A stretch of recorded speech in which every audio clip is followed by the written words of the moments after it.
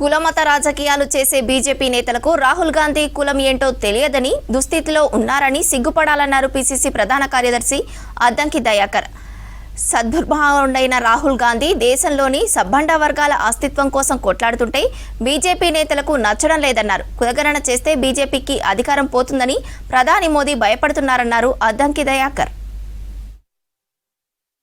దేశం కొరకు ఈ దేశంలో ఉండే అన్ని ధర్మాల కోసం పోరాడుతున్నది రాహుల్ గాంధీ. రేవంత్ రెడ్డి గారు రాహుల్ గాంధీ గారి యొక్క ఆలోచన కుల జనగణన చేస్తే ఎక్కడ ఏ కులం యొక్క బలం, ఏ కులం యొక్క ఆర్థికాంశాలు తెలిసి మా యొక్క అధికారం కోల్పోతామో, ఏ వర్గాలకు సంబంధించి మేము ఎంత నష్టం చేసినామో తెలుస్తుంది అని చెప్పేసి అలా భయపడుతున్న మోడీకి ఏ చట్టాల విషయంలో కూడా మీకు ఒక స్పష్టత లేదు. కేవలం మతం పేరు మీద, కులం పేరు మీద కుహాన ఉద్యమాలు చేసుకుంటూ మీరు మతాన్ని కూడా గౌరవించని ఒక కుసంస్కారిగా మీరు ఈరోజు చరిత్రలో ఉన్నారు. డెఫినెట్ గా భవిష్యత్తులో బీజేపీ ఇలాంటి స్ట్రాటజీస్తోనే భూస్థాపితం కాబోతుంది, అది గుర్తుపెట్టుకోండి. రాహుల్ గాంధీ కాబోయే ప్రధానమంత్రి.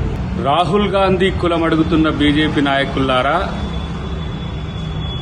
కుల మత రాజకీయాలు చేసే మీకు రాహుల్ గాంధీ కులమేందో తెలియని దుస్థితిలో ఉన్నందుకు ఈరోజు సిగ్గుపడాల్సిన పరిస్థితి వచ్చింది.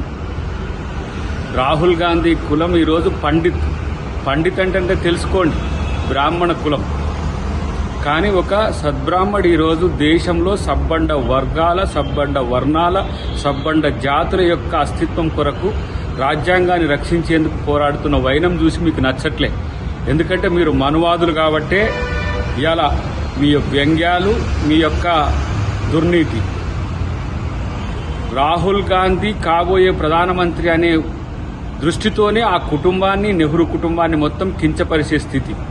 మీరు గాంధీనే ఇలా కించపరుస్తున్న నాయకులు. మీరు ఇంకా సంస్కృతి సంస్కారాలు మీకు ఉంటాయని మేము ఎట్లా అనుకోగలం? ఏమన్నాడు రేవంత్ రెడ్డి గారు? కన్వర్టెడ్ బీసీ, ఆయన ఒరిజినల్ బీసీ కాదు, ఆయన అధికారంలో ఉన్నప్పుడు బీసీగా మార్చుకుంటూ అని చెప్తే మీకు ఎక్కడనో తాకింది. దానికి రాహుల్ గాంధీని కామెంట్ చేసే స్థితికి దిగజారిన మీకు ఎలాంటి సంస్కృతి ఉందో